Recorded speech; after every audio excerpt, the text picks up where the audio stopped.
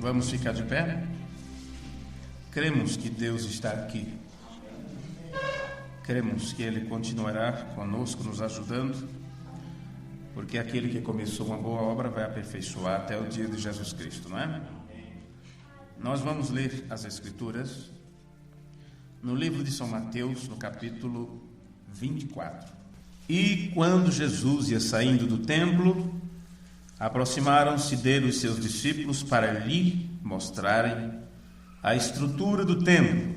Jesus, porém, lhes disse: Não vedes tudo isto? Em verdade vos digo que não ficará aqui pedra sobre pedra que não seja derrubada. E, estando assentado no Monte das Oliveiras, chegaram-se a ele os seus discípulos, em particular, dizendo: Dize-nos, quando serão estas coisas? E qual sinal haverá da tua vinda e do fim do mundo? E Jesus, respondendo, disse-lhes: Acautelai-vos, que ninguém vos engane, porque muitos virão em meu nome, dizendo: Eu sou o Cristo, e enganarão a muitos. E ouvireis de guerras e de rumores de guerras.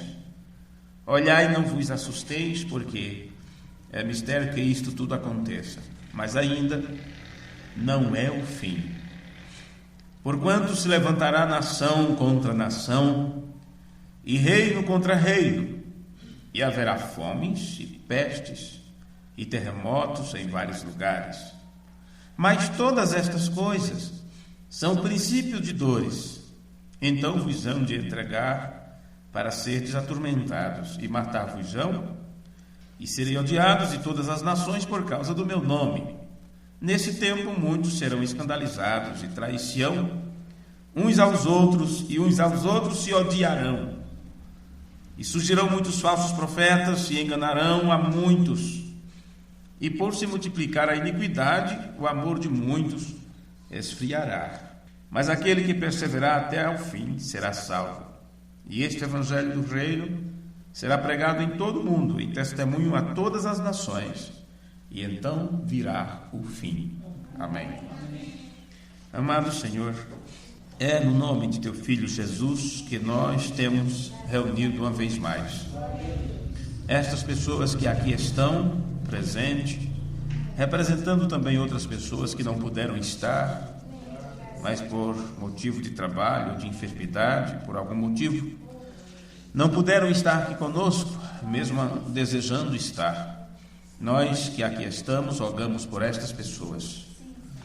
E aqueles que não sentem esse desejo, não sentem essa necessidade de estar junto com os Teus filhos, aprendendo sobre a Tua palavra, pedimos que o Senhor tenha misericórdia destas pessoas e inspire neles um desejo de adorar, um desejo de Te louvar, de Te engrandecer, porque Tu és digno de toda honra e de toda glória. Nós não somos melhores do que os outros, Senhor, bem sabemos disso. Não estamos aqui como fariseus, apontando para os erros dos outros, dizendo: graças Te dou por não ser como esta ou aquela pessoa. Mas estamos aqui também pedindo misericórdia, sabendo que não somos dignos de estar nesse lugar, nem sequer de olhar para cima. Mas somos ensinados por Ti que devemos olhar para as Tuas promessas e olhando sempre para Jesus, que é autor e consumador da nossa fé. E assim pedimos perdão por nossas fraquezas, por nossos pecados, que são muitos, e que o aprendizado de Tua palavra possa trazer refrigério às nossas almas e nos levar a uma maturidade de fé tão alta a ponto de ficarmos na posição que Tu tanto deseja que ficamos, posicionados em Cristo Jesus, em lugares celestiais em Cristo Jesus, vivendo de acordo com a Tua vontade, com a Tua palavra. Rogamos pelos nossos irmãos que nesse instante estão em seus lares, em suas casas, nos ouvindo nesta hora, que eles sejam ajudados e abençoados pelo Senhor.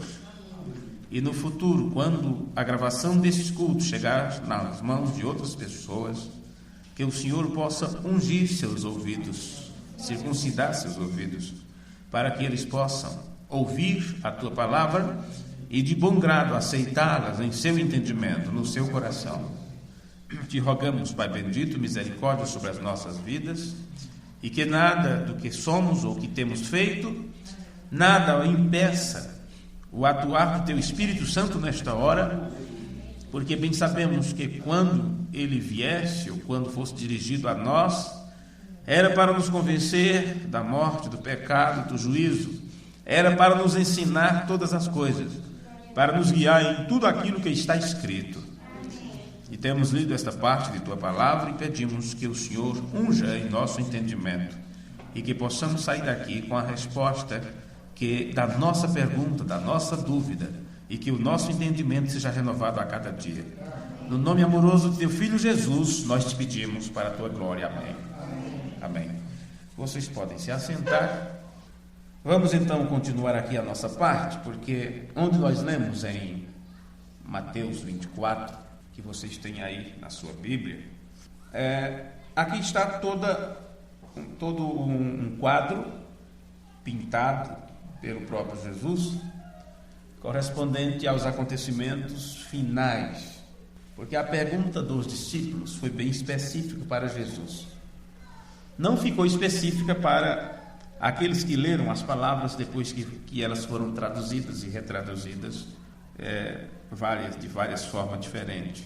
Mas naquele tempo a pergunta foi específica e Jesus respondeu de forma bem detalhada. Eles perguntaram quando seriam estas coisas. Eu gostaria de falar hoje, de ter nosso tema, falar sobre opositores e defensores da presença. Para aqueles que não têm familiaridade com esse tema, o assunto sobre a presença não está tratando apenas sobre a forma que as pessoas pensam em Deus onipresente, ou Deus que disse: estarei convosco todos os dias até a consumação dos séculos. Estamos falando da presença que é a presença pessoal de Deus que se manifestaria nos últimos tempos, e que durante 2000 anos não tinha acontecido isso. 2000 anos de história do cristianismo, não se teve a presença de Deus como se tem neste tempo que estamos vivendo, porque isso se repetiu algumas vezes ao longo da história humana. Podemos destacar a presença pessoal de Deus em manifestação no tempo de Moisés, quando ele desce para libertar o povo e marca presença, como diz, marca ponto com a sua presença durante toda a trajetória, mostrando que estava presente através do pilar de fogo durante a noite, a coluna de nuvem durante o dia, a rocha que o acompanhou, e aquela rocha, como diz, é Cristo. E no período do nascimento de Jesus, a presença de Deus ali também esteve manifesta de uma forma especial, diferente das outras formas como ele apresentava-se através dos profetas. Mas no tempo de Jesus, outra vez o pilar de fogo teve que se manifestar, e eles viram aquilo como uma estrela, e o próprio Deus veio morar em Cristo, em plenitude. E depois Paulo teve um encontro com este Deus no caminho de Damasco, e ele estava na forma do pilar de fogo. E isto não se repete até 2000 anos depois. E esta repetição deste acontecimento, a manifestação da presença de Deus, foi perguntada a Jesus o qual sinal que se teria sobre isto. Porque, como é algo invisível, a preocupação dos amados discípulos era: quando isto acontecer, vamos saber? Saberemos disso? Tem alguma coisa que mostra, tem algum sinal que vai nos provar que tu estás presente? Então, eu vou me ater neste culto apenas em alguns detalhes dito pelos tradutores das Escrituras, por aqueles que enxergaram nas palavras gregas do Novo Testamento o que Jesus estava ensinando aos discípulos com relação a esta doutrina especificamente. Nós lemos o capítulo 24 de Mateus até versículo 13, onde eles fizeram uma pergunta e Jesus falou sobre uma série de acontecimentos.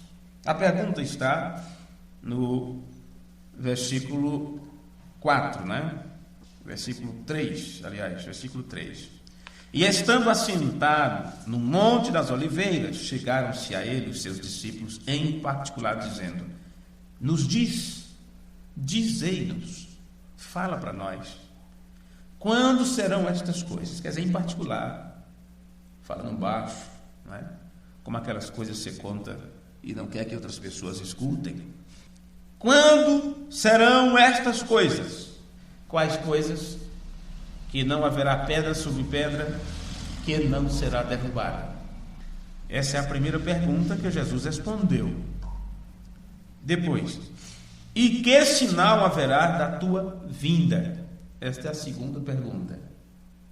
E depois, e do fim do mundo. Então são 3 perguntas. Agora, Jesus então, ele englobou aqui vários acontecimentos. Mandou eles ter cuidado, porque era um tempo bem complicado. Era um tempo de engano. Não vou citar os versículos que eu já li isto, e vocês também já leram. Eu apenas quero traçar aqui o quadro, não é?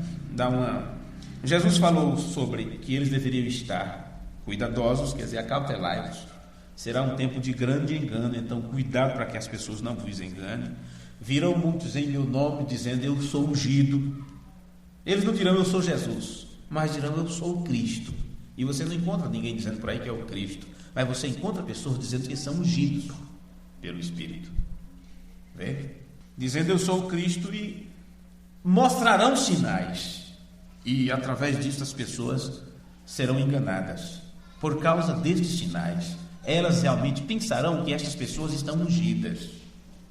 Por isso ele disse em outro versículo, nem todo aquele que me diz Senhor, que muitos chegarão naquele dia e dirão, Senhor, em teu nome eu fiz isto, eu fiz aquilo. Ele diria abertamente, apartai-vos de mim, praticantes de iniquidade. Eram pessoas que curavam enfermos, expulsavam demônios, faziam sinais, prodígios e maravilhas, justamente isto que está enganando as pessoas. Vai em qualquer um desses lugares e você vê que não cabe de gente, é fila. É fila. Mesmo que Jesus tenha advertido isso na sua palavra. Eles dirão, somos ungidos, temos a unção, né? Deus brada lá, como eles dizem, e assim sucessivamente. Ok, o que Jesus disse também? Diz que isto enganaria muitos. E em todas as notícias que você for ler ou escutar, é guerras, rumores de guerra, certo? Ele disse, você não fique assustado, é necessário que isto aconteça. Então, é nação contra nação, reino contra reino. Ele disse, essas coisas são princípios das dores, fomes, terremotos em vários lugares. Agora, muitas coisas Jesus citou, pintou um quadro sobre os acontecimentos finais, não de um acontecimento específico, mas de tudo que englobaria o tempo do fim. Agora, isto por causa da pergunta que eles fizeram. Qual sinal haverá de tua vinda? E é nesse ponto que nós vamos pensar mais um pouco, porque a sua tradução, a tradução que somos acostumados, ela comete um deslize tão grande neste versículo de forma específica que as pessoas perdem o foco a respeito do que Jesus está falando. Para começar, a tradução literal da Bíblia Sagrada de Young, em inglês, esta parte reza assim. Você pensa que reza é o quê? Essa parte reza dessa forma. Dize-nos quando acontecerão e qual é o sinal da tua presença e do fim completo da era. Preste bem atenção nisto. O sinal não era de uma vinda, era o sinal da presença, porque era algo invisível. Esta parte da Bíblia, ela diz assim, qual o sinal de tua parúcia? Parúcia, que nós temos o equivalente para o português, presença. A Bíblia enfatizada de Rotherham, que no culto passado nós citamos vários assuntos dele, a Bíblia enfatizada em inglês diz, diz-nos quando serão estas coisas e qual o sinal da tua presença e da terminação da era. Eles estavam preocupados com um sinal da presença de Deus, porque Deus poderia se apresentar e ninguém saber, porque ele é invisível e ele não pode ser visto. Então os discípulos estavam perguntando, tem algum sinal sobre isto? Agora, quero enfatizar aqui que parúcia O nome parúcia é usada também em Mateus capítulo 24, no versículo 37, que é mais à frente na leitura, onde Jesus diz: e como foi nos dias de Noé, assim será também na parúcia do Filho do Homem. E você tem aí vinda do Filho do Homem. Depois que Jesus citou todas aquelas coisas que você leu até o versículo 13, ele continuou citando. Quando chegou no versículo 37, eles perguntaram: qual o sinal de tua vinda? No versículo 37 ele está dizendo: como foi nos dias de Noé, assim será também a vinda do Filho do Homem. Agora, quando você toma conhecimento que esta palavra não deve nunca em seu entendimento estar vinda, mas parúcia, que quer dizer presença. Então agora você entende a pergunta dos discípulos, e Jesus citou vários acontecimentos e vai concluindo lá no versículo 37 dizendo: assim como foi nos dias de Noé. Vocês estão perguntando qual o sinal da presença? Qual é o sinal desta parúcia? Então olhe para os dias passados, porque assim como foi nos dias de Noé, será também a presença, será também a parúcia do Filho do Homem. O que aconteceu nos dias de Noé? Tinha um profeta na terra com assim diz o Senhor, com a palavra de Deus. Então no tempo da parúcia de Cristo, da presença de Cristo aqui na terra, teria também um profeta proclamando às nações sobre o fim do tempo. Nós lemos vários termos nas Escrituras. Assim como foi nos dias de Noé, assim seria. Porque nós estamos agora falando, eu não sei como dizer isso, pretérito, não sei o que do futuro, não sei como é que é isso, porque lá Jesus, estando no passado, falando do futuro, ele disse: assim será a presença do Filho do Homem. Mas aqui nós, nesse tempo, nos referindo lá ao passado, quando Jesus falou desse presente, então nós podemos dizer que as palavras de Jesus, ele estava falando sobre assim como era nos dias de Noé, assim seria na presença ou parúcia do Filho do Homem. E agora dizemos: assim foi, porque esta parúcia, presença, já se deu na terra e está em plena evidência. A presença de Jesus, ela se daria num período de dias, e não seria algum acontecimento momentâneo, de repente, como no caso da vinda de alguém. A vinda de alguém é algo momentâneo. A vinda, eu estava aqui, estava aí cantando já o último hino, e aconteceu a vinda de Maria José e do irmão Nilton. Vieram. Porém, isso agora não se trata mais da vinda, eles já estão presentes, chegaram e aqui estão durante esse período de minutos, de horas. É isto que se trata, a diferença entre aparição e vinda. Vê? A aparição de Cristo, que é sua presença, que vem do grego parúcia, e em toda parte do Novo Testamento fala sobre a vinda, segunda vinda, ali é parúcia. Se trata de presença, um período de tempo de acontecimento, onde Deus estaria presente. Veja, então aqui a questão é buscar o sentido real e verdadeiro do original e o uso costumeiro das palavras do texto grego, do chamado Novo Testamento, para só assim podermos entender o porquê o irmão Branham por diversas vezes nos chamou a atenção para o fato da diferença entre a aparição de Cristo e a vinda de Cristo. E ele disse: os tradutores traduziram vinda, porém são duas palavras diferentes, com significado diferente: a aparição de Cristo e vinda de Cristo. Como tirar o nome parúcia, que significa aparição, presença, e colocaram vinda, as pessoas nada sabem sobre a parúcia, nada sabem sobre a aparição, apenas ficam procurando a vinda, e por não saber o que veio antes da vinda, eles não conseguem entender o que é a vinda. A aparição de Cristo, ou a presença de Cristo, é o que nos apronta para a vinda, nos traz um entendimento diferenciado para a vinda. Bem, em conduta, ordem e doutrina, o irmão Branham disse: apenas pense. O próprio Senhor Jesus, que estava lá nos dias dos apóstolos, está bem aqui agora, e está apenas concluindo o fim dos gentios. Um grande movimento está acontecendo entre os crentes sobrenaturais, porque nós cremos que Deus está aqui. Eu li isto no culto passado e intitulei aquele culto Acontecimentos Sobrenaturais entre os Crentes. Acontecimento entre os crentes sobrenaturais, baseado nesta citação de William Branham. Diz: nós cremos que Deus está aqui e um grande movimento está acontecendo entre os crentes sobrenaturais.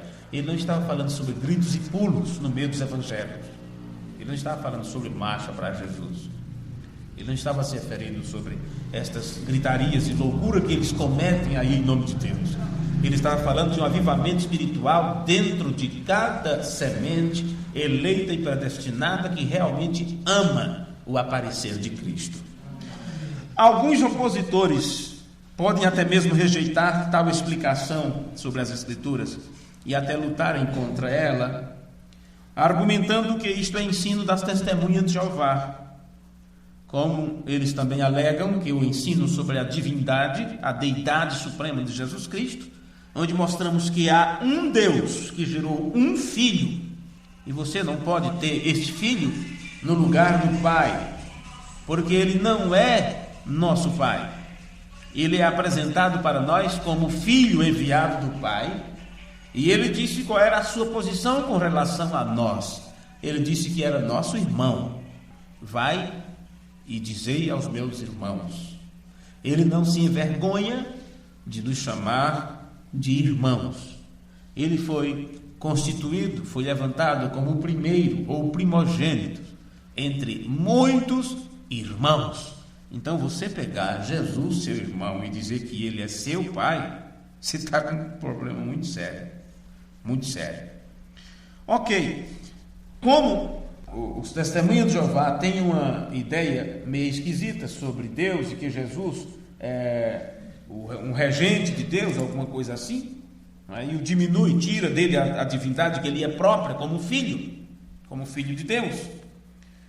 As pessoas, por não entenderem a forma doutrinária correta e apostólica, eles pensam que estamos ensinando do mesmo jeito e nem sequer perde um tempinho, parece que o tempo deles é muito precioso, que eles não podem perder um pouco do seu tempo para reexaminar as escrituras que eles têm nas mãos e as mensagens que eles têm recebido há tanto tempo.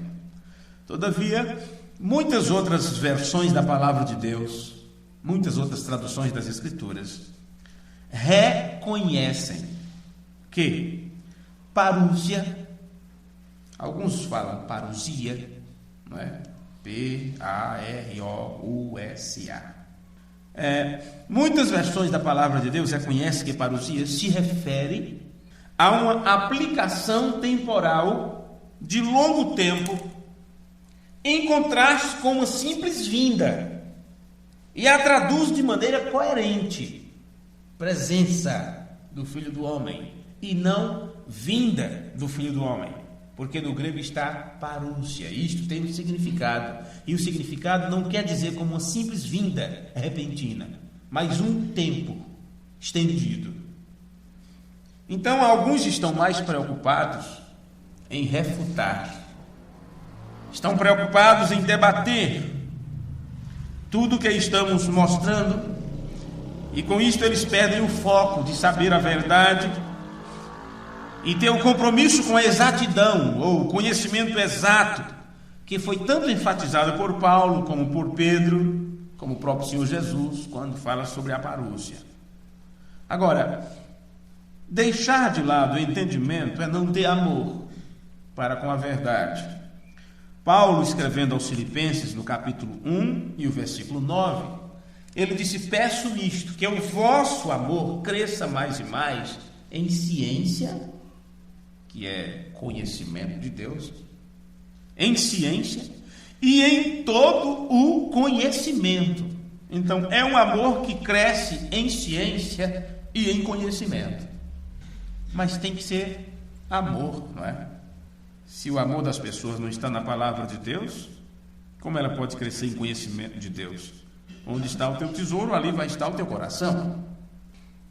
Em Colossenses capítulo 1, versículo 9, ele disse: por esta razão nós também, desde o dia em que o ouvimos, não cessamos de orar por vós.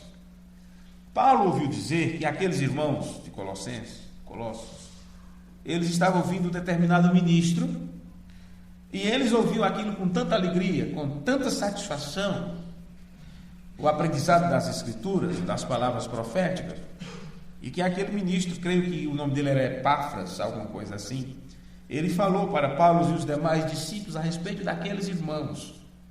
E Paulo ficou tão contente que ele escreveu para aqueles irmãos dizendo: por esta razão nós também, desde o dia em que ouvimos falar de vocês, da forma como vocês têm a palavra de Deus, não cessamos de orar por vós e de pedir que sejais cheios do conhecimento da sua vontade, em toda sabedoria e inteligência espiritual. Olha, inteligência espiritual, isso daria um tema muito bom, não é? Inteligência espiritual. Então, este conhecimento pleno, que Paulo chamou de inteligência espiritual, ou exato, conhecimento exato, conhecimento pleno, do grego é epignosis, porque gnosis é conhecimento. Então, conhecimento exato, conhecimento pleno, no grego é epignosis, usado nesses textos aqui que eu li para vocês. É uma preocupação real, evidenciada nas mensagens do mensageiro, esse conhecimento exato. É uma preocupação real que tem sido evidenciada nas mensagens do mensageiro de Deus para o tempo do fim, em seus sermões, nos quais ele tenta nos mostrar a diferença entre a aparição de Cristo e a vinda de Cristo. Todo o meio evangélico fala sobre a vinda de Cristo, fala sobre a segunda vinda de Cristo. Muitos pregadores nesta mensagem também se referem muito à vinda de Cristo, mas por não terem compreendido corretamente estas palavras, eles interpretaram muitos acontecimentos desses tempos finais, como o tremendo acontecimento de 1963, no período da abertura dos 7 selos. Muitos pensam que aquilo já era a segunda vinda, e naquele mesmo período de tempo o mensageiro estava dizendo: não, gente, são duas coisas diferentes. Agora é o aparecer, a vinda será em breve, será logo. Mas eles pegaram essas palavras e fizeram o quê? Não entenderam nada do que ele estava dizendo. Então, mesmo o irmão Branda, não sendo um especialista no grego hebraico, ele teve a preocupação de saber o significado de determinadas palavras. Por quê? Sem este significado, se você entender o que determinada palavra significa, as partes da Escritura que trata do cumprimento da palavra profética, elas ficam sem sentido. Principalmente nesse tempo com tantas vozes e interpretações distintas.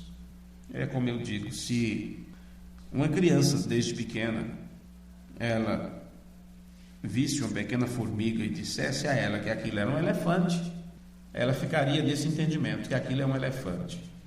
Se fosse dito para uma criança, que antigamente a gente ouvia muita história de bicho-papão, nossos pais nos faziam medo para podermos dormir, não é? Não bagunçar muito. Quando não era o velho do saco, era o bicho-papão, era o boi da cara preta. Tadinho das crianças daquele tempo, tudo traumatizada. Tá, mas se fosse dito para nós que a formiga era o animal mais terrível e monstruoso desse mundo, só o nome formiga já nos faria tremer e ir para debaixo da cama, né? Que a gente não entendia o que significava isto. Então veja, o irmão Brando disse: são duas palavras diferentes, aparição e vinda.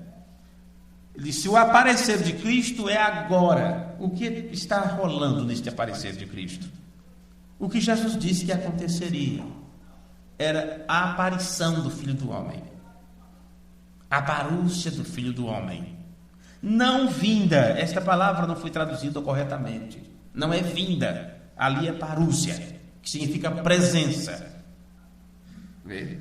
Você nota que os apóstolos perguntaram sobre a parúcia do Senhor Jesus Cristo. Perguntaram sobre a sua vinda ou seu advento, conforme alguns pensam? Não, eles não perguntaram sobre a segunda vinda. Eles não perguntaram sobre o seu advento. Eles perguntaram sobre o sinal da parúcia. Em outras palavras, sabemos que estarás presente em uma época, e isto será invisível. O mundo não saberá disso, mas tu podes dizer qual será um sinal que mostra que estarás presente? Esta é a pergunta dos discípulos. E eu não me canso de bater neste mesmo ponto, porque uma doutrina errada, com facilidade, entrou na mente das pessoas. E isto, para ser tirado, não é fácil. Não é de um dia para outro. Vê? Eis aqui vem para fazer, ó Deus, a tua vontade. Tira o primeiro para estabelecer o segundo. Mas para estabelecer o segundo, não foi fácil.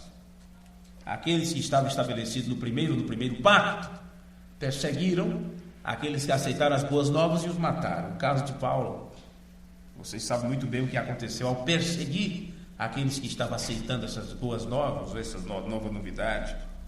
Então, já que eu falei sobre Paulo, que perseguiu, um deles foi perseguido, foi Estevão. Observe o termo usado pelo mártir cristão Estevão, quando ele falou ao sinédrio judaico sobre a primeira vinda, ou o primeiro advento de Cristo. Em Atos capítulo 7, versículo 52, as palavras de Estevão foram: a qual dos profetas não perseguiram vossos pais, até mataram os que anteriormente anunciaram a vinda. Então, quando eu digo que no Novo Testamento, onde tem a palavra vinda, é parúcia, a melhor forma de falarmos é quase todas as vezes que você tem vinda, é parúcia. Porque algumas poucas vezes, a palavra realmente é vinda. Como neste caso aqui de Atos capítulo 7, versículo 52. Veja: a qual dos profetas não perseguiram os vossos pais, até mataram os que anteriormente anunciaram a vinda. Nesta parte, no grego está eleusis, do justo, a vinda do justo, do qual vós agora fostes traidores e homicidas. Então veja, aqui Estevão está dizendo que os profetas da antiguidade anunciaram a vinda do justo. E a palavra aqui onde você lê vinda, em Atos 7,52, está eleusis. Diferença de parúcia, né? Aqui realmente é vinda. Note que ele usou a palavra eleusis, não a palavra parúcia. São duas palavras gregas diferentes em foco e em derivação, e também em significado, é totalmente diferente.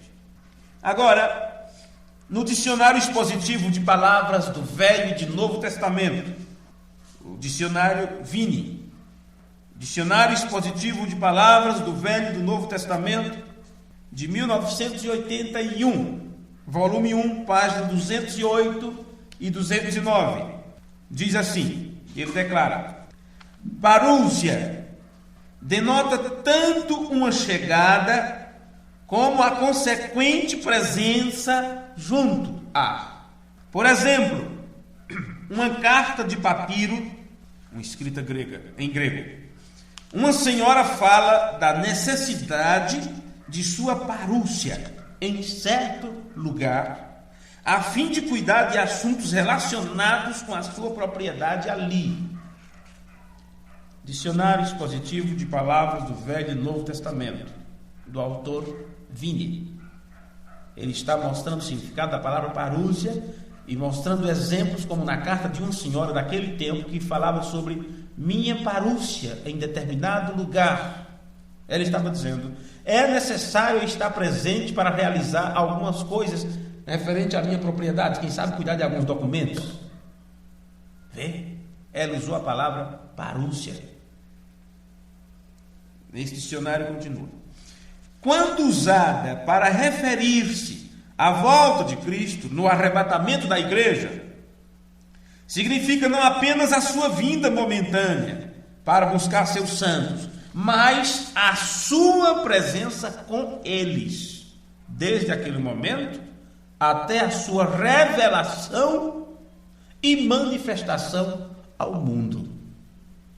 Então, a presença de Cristo, que é depois de 2000 anos, Deus, ou Espírito Santo, manifesta aqui na terra a sua presença, como ele fez no primeiro êxodo, no período de Moisés, como ele fez no segundo êxodo, entre Jesus e Paulo.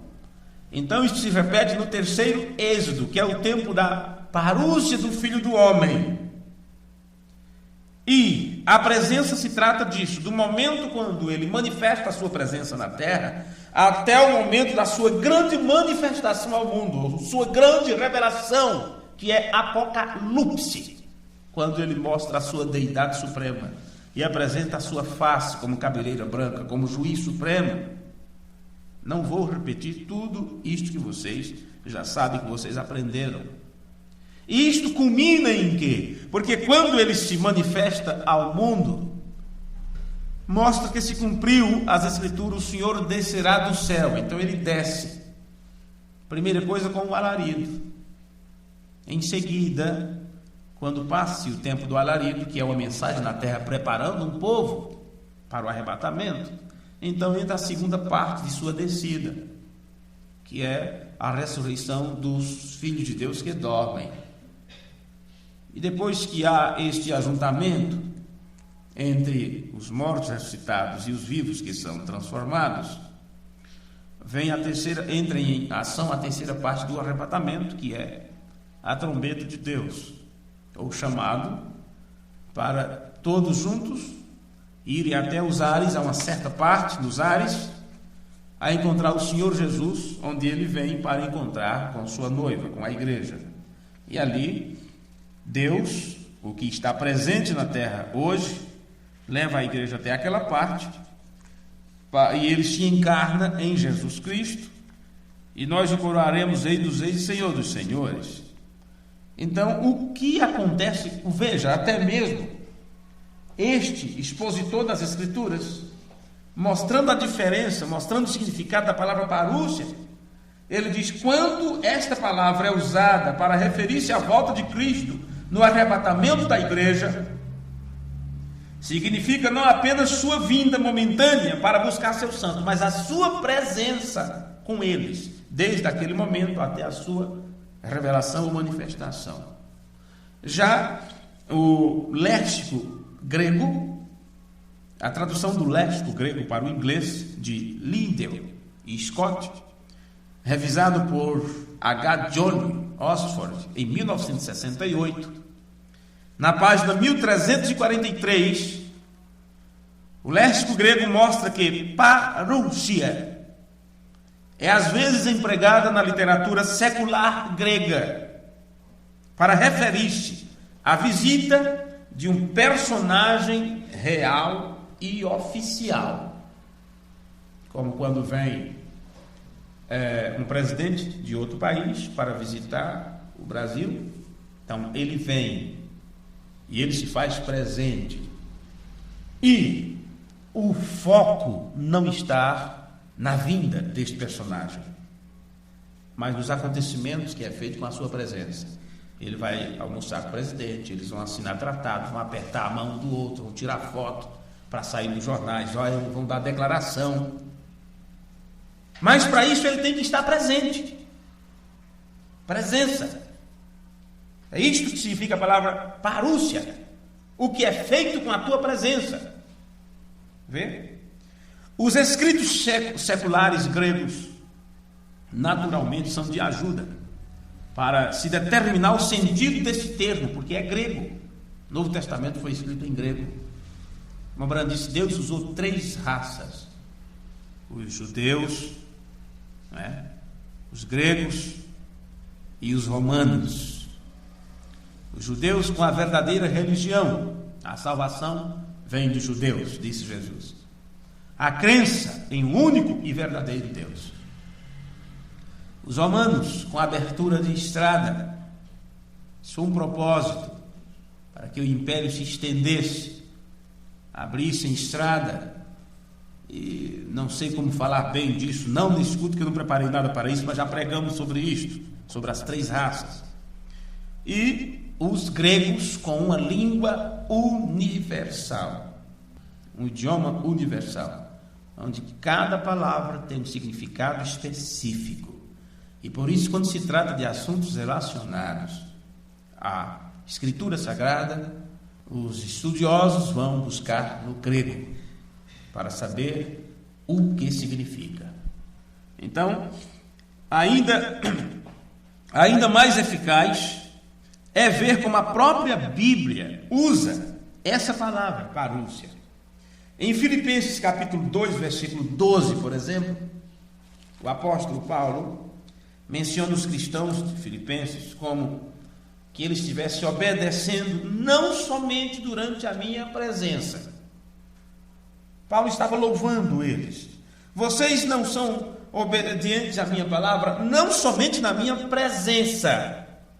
E lá a palavra está parúcia. Mas agora, muito mais prontamente, durante a minha ausência. Apousiai. Presença e ausência. Parúcia e apousiai. Da mesma forma, em 2 aos Coríntios, capítulo 10, versículo 10 e 11.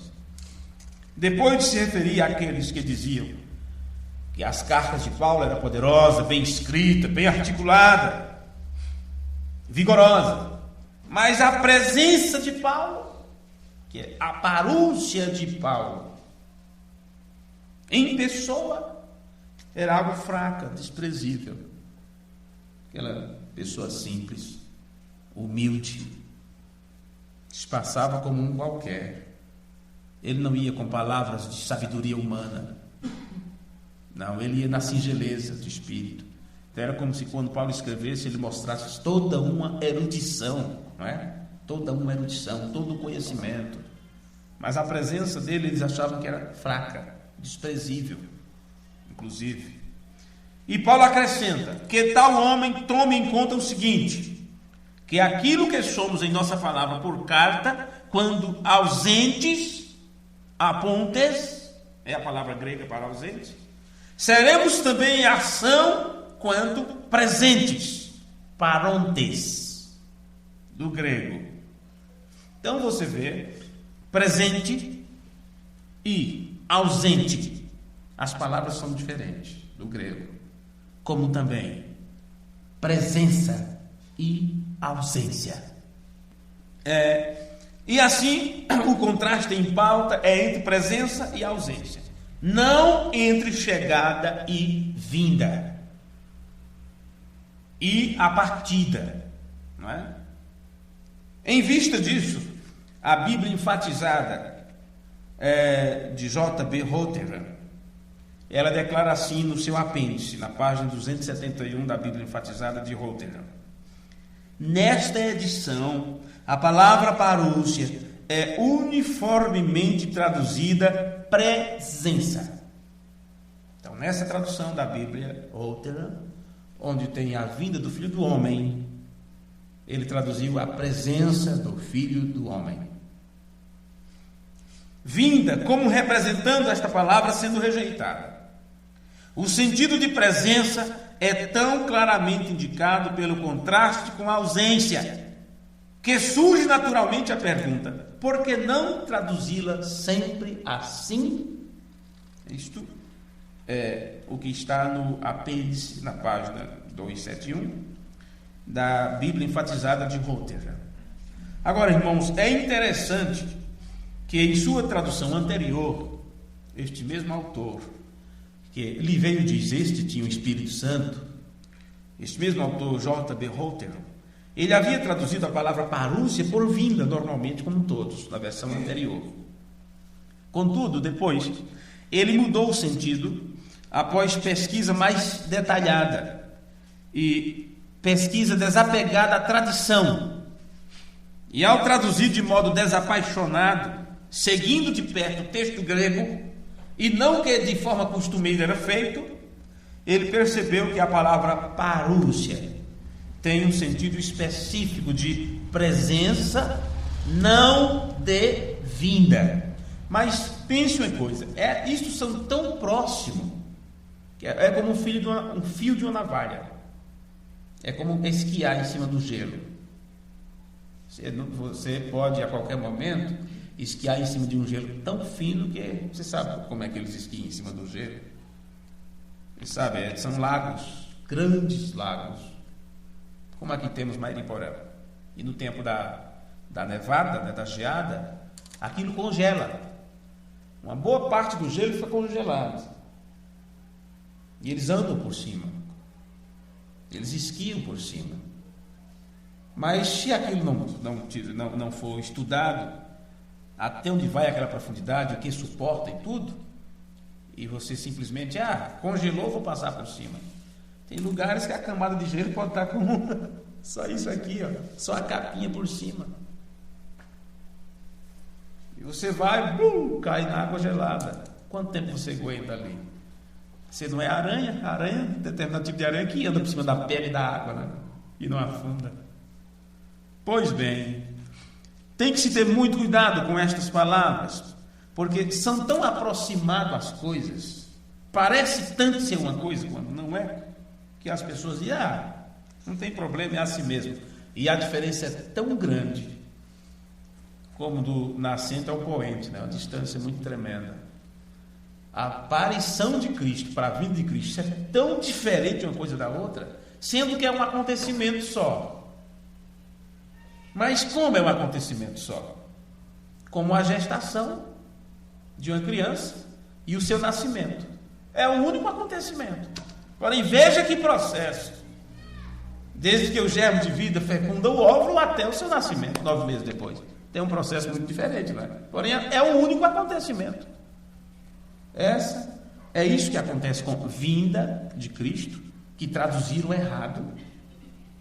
Na verdade, é presença até a sua vinda. A presença, Deus primeiro entra em cena aqui na terra, autentica, prova que está presente através de alguns sinais que ele disse que faria, levanta um profeta para que seja sua boca, sua voz, fala através deste profeta, entrega o juízo para as nações, dizendo o que foi exigido dela na sua aparição anterior, e o que foi prometido para o tempo do fim, e o quanto que eles distanciaram-se daquilo.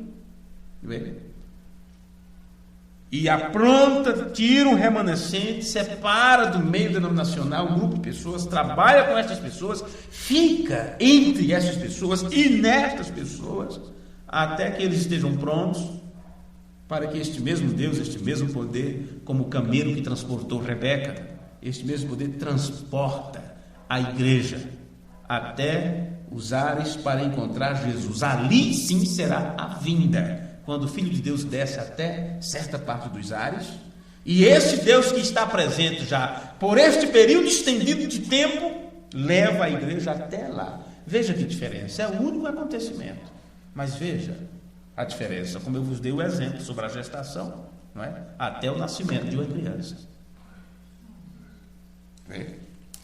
Então, Rother também explica que a parúcia de Cristo pode ser não só um evento, mas também um período mais ou menos extenso de tempo durante o qual certas coisas devem acontecer. Veja, isto 1800 e pouco, a pessoa escreveu isto. A parúcia não é apenas um evento, mas é um período de tempo mais ou menos extenso, durante o qual algumas coisas vão acontecer. Agora, ele não sabia que coisas eram estas. Hoje, nós sabemos qual eram estas coisas que teriam que acontecer. Nós temos aí anos e anos de ministério, onde somente Deus presente poderia realizar determinadas coisas, e não o homem. Vê? Isto é despercebido, irmãos, por aqueles que não observam o uso costumeiro de tal palavra nas Escrituras. Indubitavelmente, sem dúvida nenhuma, Rotherham, ele foi influenciado no seu modo de pensar sobre este assunto através de sua pesquisa mais apurada para o tema. Agora, se o homem não faz esta pesquisa apurada, como ele vai entender isto? Mesmo depois que homens como Rotherham e vários outros, que eu talvez cite o nome dele neste culto, eles fizeram todo este apanhado. No entanto, William Branham, muitos anos depois, ou no outro século à frente, quando ele pregou sobre o tema, mostrando que o que estava acontecendo naquele período de tempo era esta parúcia, ou aparição. Mesmo assim, quem ouviu William Branham ensinar sobre isto, não entendeu suas palavras. E o próprio irmão Liveio, ele é sincero, quando ele diz que não entendeu. E por tempos e mais tempos, ele procurou entender porque William Branham ensinou aquilo, mas não encaixava em sua mente. Então ele fez pesquisa, estudou sobre o tema, e sempre que ele tentava, ele não conseguia, ele jogava tudo de lado. Mas aquilo sempre estava ali. Então ele disse: Senhor, eu vou procurar uma vez mais. E se tu não me deixar saber, eu simplesmente deixarei isso de lado. Eu não vou torcer o braço de Deus, eu não vou blefar com Deus. E se eu preciso entender isto, se é para mim entender. Então, quando ele começou a pesquisa, então aquilo se abriu para ele de uma forma maravilhosa. E ele pôde entender o que era a aparição e a vinda que William Branham tanto explicou. E por isso, a partir de 1977, Liveio começou a pregar sobre a presença de Deus. Agora, outros tradutores do século XIX usaram presença para parúcia, em Mateus capítulo 24, onde você leu: qual o sinal de tua vinda? Ali é qual o sinal de tua parúcia. Então aqui está os outros tradutores do século XIX que usaram presença ali em Mateus capítulo 24. Eles foram W.B. Kirkman, do Novo Testamento em inglês, de 1881, J.W. Hanson, do Novo Pacto, de 1884, Ferrar Fento, que começou a publicar as primeiras partes de sua tradução da Bíblia em inglês, a Bíblia ao inglês moderno, de 1880. Agora, no nosso século, tem também traduções que vertem parúcia como presença, que é para, no nosso português, ao invés de falarmos parúcia, você pode falar presença, não é? Então nós temos aqui esses tradutores que também usaram a palavra presença, de parúcia, em Mateus 24. São estes: a versão concordância, de 1926, de A.E. Kenyon. A Bíblia em Números, segunda edição, de 1935, de Ivan Panin. A nova tradução cristã do grego para a Escritura, de 1950. O Novo Testamento, de James L. Tomanek, de 1958. A restauração original dos nomes da Bíblia, de 1968. O inglês do Novo Testamento, de 1972. E o Novo Testamento do Dr. Diamond, de 1972. Este ficou apenas em forma de manuscrito. Agora, outras traduções também, elas apresentam às vezes presença com o significado literal de parúcia, na nota de rodapé. Ela deixa o versículo da forma que você vê, costumeiro nas traduções normais, devido ao costume tradicional, seguido por várias versões. Eles verteram, eles sabem, encontram lá no grego parúcia, porém eles deixam lá no versículo 4, de Mateus 23, eles deixam ali a palavra vinda, e até mesmo chegada, ou outras expressões do tipo, no texto principal. E embaixo, na nota de rodapé, eles colocam que o nome ali é parúcia, não vinda, não chegada. Vê? Então, um destes é o manual do léxico grego do Novo Testamento, de 1964, na página 347, diz assim: parúcia, está lá o nome. Assim será nos dias da vinda do Filho do Homem. Ou, por exemplo, qual o sinal de tua vinda? Eles deixaram assim. Então, embaixo está aqui a nota de rodapé deles. Parúcia, costumeiramente, significa estar presente, presença, uma vinda, chegada, advento, um termo técnico para a visita de um rei. Vê? Agora, voltando a falar sobre Rother, é o que mais nós usamos quando explicamos sobre esta palavra grega, porque este foi realmente um homem brilhante que recebeu de Deus uma comissão para fazer um trabalho extraordinário da Bíblia enfatizada. Em sua tradução, ele notou o seguinte: eu disse que neste culto, nesta palestra, íamos ler apenas algumas coisas desses escritores. Deixa eu ver aqui. Ele diz: nesta edição, a palavra parúcia é uniformemente traduzido como presença. Vinda como representante desta palavra, sendo colocada de lado. Continuou: a parúcia ainda está no futuro. Isso foi 1800 e algumas coisas, né?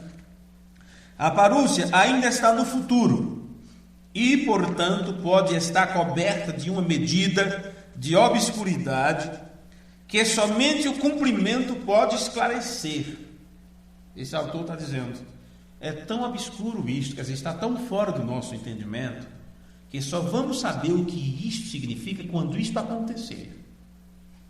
Agora, se nós não tivéssemos um profeta para nos dizer isso está acontecendo, como ele disse, meu ministério é declarar esta presença de Deus. Se nós não tivéssemos isto, estaríamos como os outros sem entender isto. Esse homem foi usado por Deus para traduzir a Bíblia em 1800 e pouco, a Bíblia enfatizada. Ele disse: a parúcia está no futuro e está coberta de um medida de obscuridade que somente o cumprimento pode esclarecer.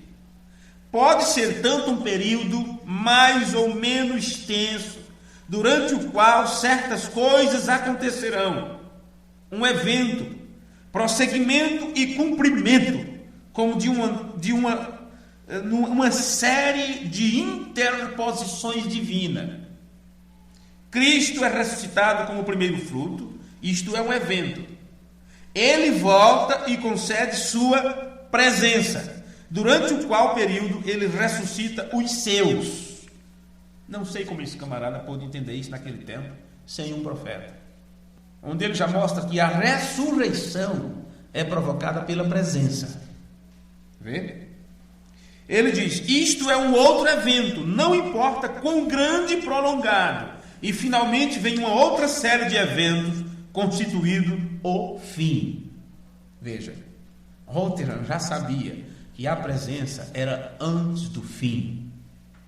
Observe que Jesus, quando falou sobre isto, ele disse: isto ainda não é o fim, acontecerá nação contra nação, reino contra reino, peste, terremoto, tal e tal, mas ainda não é o fim. Mas o que eles perguntaram? O sinal da parúcia. Agora, você sabe muito bem que foi 1906, quando houve o derramamento do Espírito Santo na rua Azusa. Você sabe muito bem que foi em 1909 que o pilar de fogo pôde ser visto depois de 2000 anos. E logo em seguida entra o quê? Primeira Guerra Mundial. E o desenrolar de todos os acontecimentos você já sabe. Fome, terremoto, peste, miséria, tudo quanto não presta por aí afora. Jesus disse que seria assim no tempo da presença. Veja toda essa tecnologia e todo esse avanço científico. Quando foi isto? Tudo isto é de pouco tempo para cá. Essas nações desenvolvidas, subdesenvolvidas, ou seja, como você queira chamar, superdesenvolvida, isso não é tão antigo. Isso não faz muito tempo. Estamos na era do avanço, nem é do avanço, já avançou, é da tecnologia avançada. O que não se imaginava há 10 anos atrás, hoje se tornou normal, comum. O que antes era apenas ficção, está aí. Porque tudo isto aconteceria dentro deste período de tempo. Era neste período de tempo que aquele único que pode dar revelação estaria presente para revelar. E aquilo que estava em segredo, que até o profeta Daniel quis saber naquele tempo, foi dito: Daniel, fica quieto, vai cuidar da tua vida, vai cuidar do teu trabalho, dos negócios do rei, porque isto é para o tempo do fim e a ciência se multiplicará. O que é que tem a ver uma coisa com a outra? O que ele estava dizendo era: quando isto for revelado, ou quando isso estiver à tona, ou quando o único que pode dar a revelação, como Jesus disse a Pedro, não te revelou carne e sangue, mas o Pai, quando o único que pode dar a revelação estiver presente, é no tempo que a ciência estará multiplicada. Mas enquanto isto, por outro lado, o amor das pessoas estaria frio para com as coisas de Deus. Pois é. Daí por conseguinte, eu estou lendo para vocês o que escreveu Roterer sobre o tema, sobre parúcia. Daí, por conseguinte, presença pode ser a tradução mais ampla e permanentemente satisfatória pela procurada parúcia do Filho do Homem. Presença é a tradução mais ampla e permanentemente satisfeita para aqueles que procuram a parúcia do Filho do Homem. Ou você tem aí vinda do Filho do Homem. Esqueça vinda. Se você não entender a presença, não há vinda para você, porque a presença de Deus é o que te dá o entendimento para a vida. Agora, um outro autor, talvez isso vai cada vez mais se aprofundando, e eu preciso encerrar, mas então eu deixarei alguma parte para o próximo culto. Um outro autor, Israel Warren, DDD, doutor em divindade, creio que é esse o nome, né? De Porter Mayer. Ele escreveu em seu livro A Parúcia. Eu gostaria de ler este livro, viu? De 1879, no parágrafo 12 ao 15, ele diz: olha de qual tempo? 1879. Nós frequentemente falamos do segundo advento, a segunda vinda, etc. Mas as Escrituras nunca falam de uma segunda parúcia. Qualquer que sua natureza tivesse que ser, era peculiar, nunca tendo ocorrido antes e para nunca ocorrer novamente. Era para ser uma presença diferente e superior a todas as outras manifestações dele próprio para os homens. Isso que acontece no tempo do fim, esta presença. Segundo as palavras desse autor, ele disse: era para ser uma presença diferente das outras e superior a todas as outras manifestações do próprio Deus diante dos homens, para que sua designação deva propriamente permanecer por si mesmo, sem qualquer epíteto qualificador, além do artigo a presença. Quer dizer, nada pode ficar acima disso. Deste ângulo da palavra fica evidente, eu acho, que nem a palavra inglesa, vinda, nem a palavra do latim, advento, seja a melhor representante para essa palavra parúcia. Não. Elas não se adequam à sua terminologia. Elas não correspondem com a ideia do verbo do qual ela é derivada, nem poderiam ser apropriadamente substituídas pela palavra mais exata, presença. Nos casos onde os tradutores usaram a última, presença, nem o radical, raiz delas é o mesmo.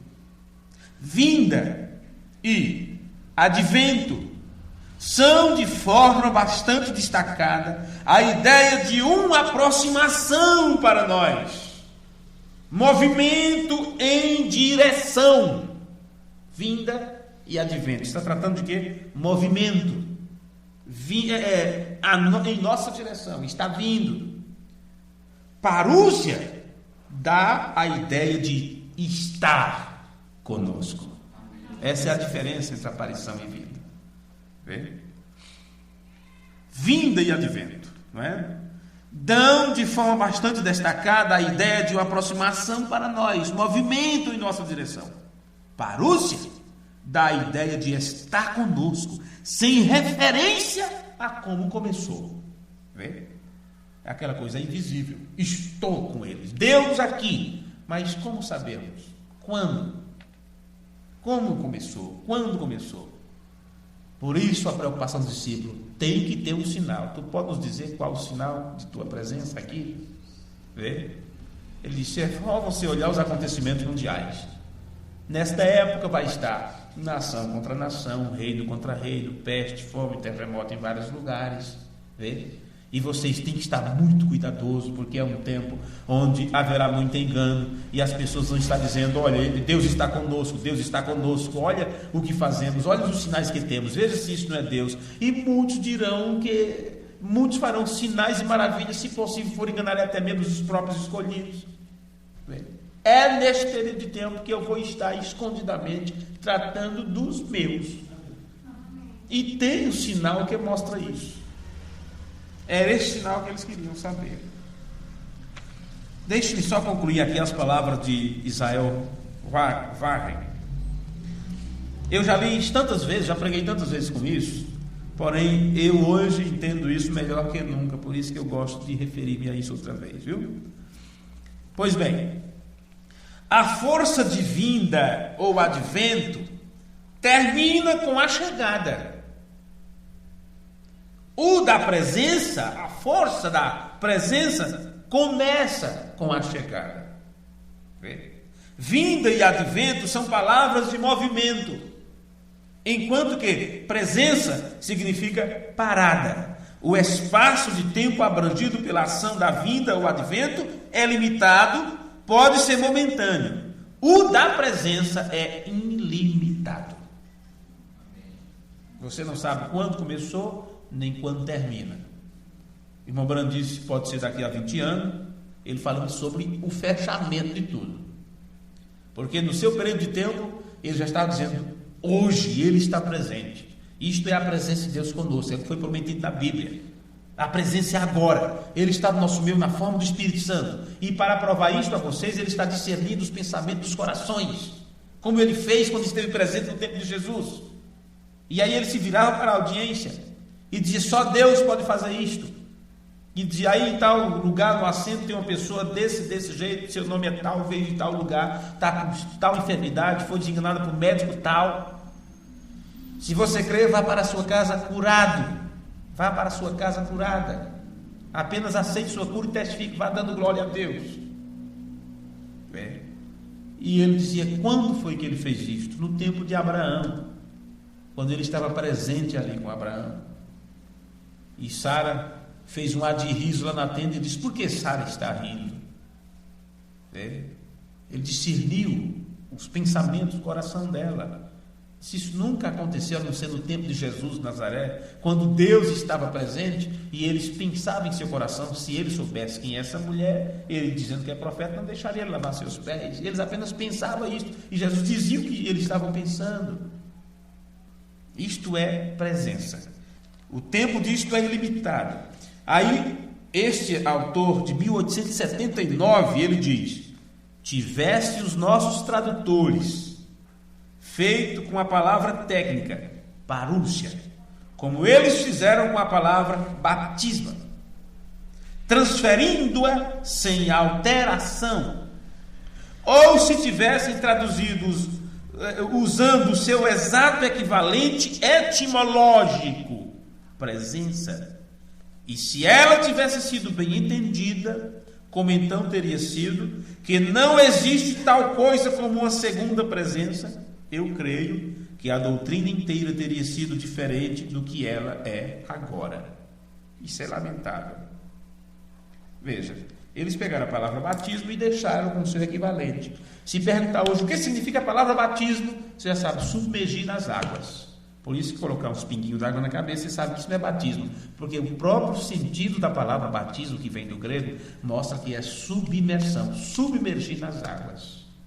Esse autor está dizendo, se eles tivessem feito isso com a palavra parúcia, ou tivesse colocado o equivalente desta palavra, que é presença, tudo seria diferente na forma de entendimento das pessoas. Porque elas não estariam esperando uma segunda vinda. Elas estariam esperando, procurando o sinal da presença. Onde Deus estava atuando, como Ele estava atuando. Então, se eles tivessem entendido isto, todos os denominacionais teriam seguido a mensagem. Quando Deus provou que aquilo era a sua presença na terra. Vê? As frases segundo advento e segunda vinda nunca teriam sido ouvidas. A igreja teria sido ensinada a falar da presença do Senhor, tal como a partir da qual suas esperanças eram para serem realizadas, quer no futuro ou no período mais remoto, sob o qual o mundo era para ser feito novo. Uma ressurreição tanto espiritual quanto corpórea deveria ser alcançada, e justiça e recompensas eternas administradas. E ele continuou: a palavra parúcia se tornou o termo oficial para a visita de uma pessoa de alto escalão, especialmente reis e imperadores visitando uma província. Vê? Agora, antes de prosseguirmos para outros autores, antes de entrarmos em outros detalhes em cultos futuros, e falarmos sobre autores de eras passadas, os quais sabiam que era para haver uma parúcia de Cristo, ou presença, antes da vinda. Eu quero só aqui um pouquinho refletir sobre algumas coisas já ditas. Primeiramente, Rotherham disse: ainda estava no futuro, mas nós a conheceríamos pelo cumprimento.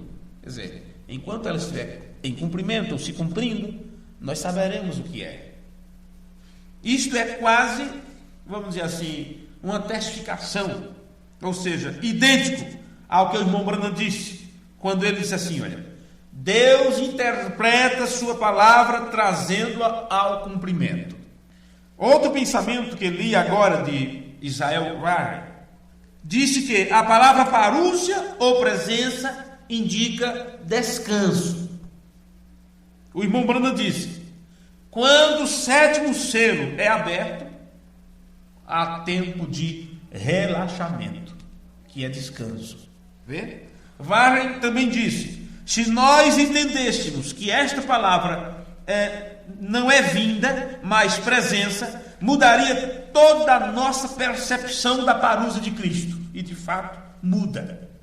Ele também disse: a igreja teria sido ensinada a falar da presença do Senhor, tal como a partir da qual suas esperanças eram para serem realizadas.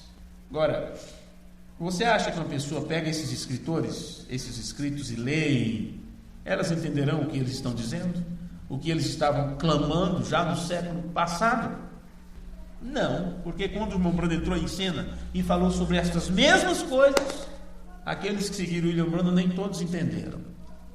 Agora, agradecendo o que Deus nos deu hoje e a oportunidade que Ele nos deu de falar sobre estas coisas, sobre essa doutrina bíblica da presença, a vocês que vieram, os irmãos que nos ouvem à distância, vamos ficar de pé enquanto eu termino lendo para vocês as palavras do mensageiro de Deus para o tempo do fim, o reverendo William Markham Branham, no sermão Presença Não Reconhecida, do dia 18 de junho de 1964. O irmão Branham disse: trabalhando para este único propósito, para você reconhecer a presença de Jesus Cristo. Vê? Se Ele está presente, então, ora, tudo está resolvido. Ele criou a palavra, Ele está aqui para confirmá-la. E então ele disse na mesma mensagem: se nós pudéssemos perceber que Ele está aparecendo para nós, nestas reuniões com um propósito, e este é de liberar os nossos desejos que temos nele para nós. Mas nós temos que reconhecer sua presença. E como você reconhece sua presença? É quando a palavra prometida para esta era é manifestada. Amém. Reconhecer a presença de Deus é ver a palavra que Ele prometeu para esta era manifestada. Agora, se a pessoa não conhece a palavra nem a sua manifestação, não vai saber que é Deus em cena fazendo isto. E por isso também não vê ela se cumprindo. Vamos agradecer a Deus.